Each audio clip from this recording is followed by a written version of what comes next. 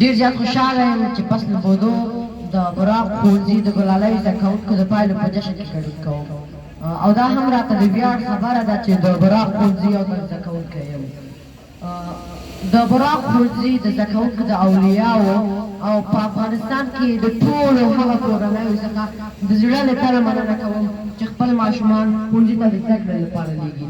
دا واضحه خبره ده چې د یو سوکاله او آباد هېواد تر شا علمي موج پروت دی او تاسو نه یوازې چې خپل ماشومان علم ته لېږئ، تاسو نه یوازې چې د خپل ماشومانو آینده روښانه کوئ، بلکې تاسو د یو آباد سوکاله او پرمختللي افغانستان لپاره دا تړلي دی. واقعا تاسو اتلان یئ. زه په تاسو افتخار کوم او د خدای څخه غواړم چې د هغه ورځ راشي چې تاسو په خپل ژوندانه کې د یو آزاد آباد افغانستان کې د ژوندانه خوند واخلئ او ترې دیدار وکړئ او الله تعالی دې ستاسو په شان مور او پلار هر کورنۍ ته ورکړي، هر ماشوم دې تاسو په شان میندې او پلرونه ولري.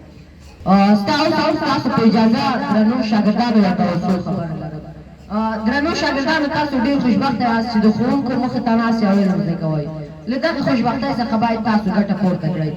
تاسو باید نړۍ او نړیوالو ته دا وښایئ چې تاسو د نړۍ له نورو ماشومانو څخه کم نه یئ. تاسو باید علمي کړنې، علمي ابتکارات ولرئ. زما په یاد چې کله چې زه د براق ښوونځي د پنځم ټولګي زده کوونکی وم، زما د همصنفیانو په شمول موږ ټول معیاري پرزنټیشنونه د کمپیوټر، اسلامیات او ساینس په برخه کې درلودل. زه باوري یم چې د سیمې او نړۍ په کچه به د پنځم ټولګي ماشوم دغسې علمي کړنې او علمي لاسته راوړنې ونه لري. او زه دا هم باوري یم چې تاسو نور ډېر څه کولی شئ. تاسو به دغه هېواد آباد کړئ. تاسو د هېواد آینده نسل یئ.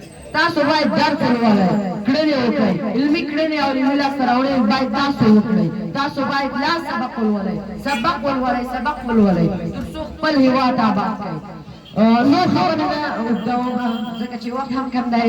په پای کې د ښوونځي یوټیوب چینل د منیجر په استازیتوب، د نجیب الله منظور په استازیتوب تاسو ته ګلالۍ زده کوونکو ته یو څه وایي لرم.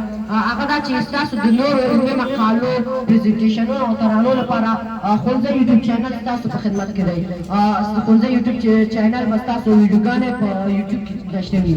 له کورنۍ څخه هم دغه غوښتنه لرم که چیرې له دغو ماشومانو پرته نور ماشومان دي چې هغه لا ډېر استعدادونه لري او غواړي چې د هغو استعدادونو ته پرمختګ ورکړئ، د هغو ویډیوګانې موږ سره شریک کړئ. موږ به په ښوونځي یوټیوب چینل کې تعقل نشر کړو.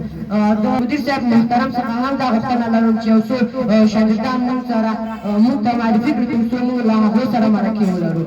نور خبرې نه اوږدوم. د یو سوکاله او آباد او پرمختللي افغانستان پیدا. والسلام علیکم.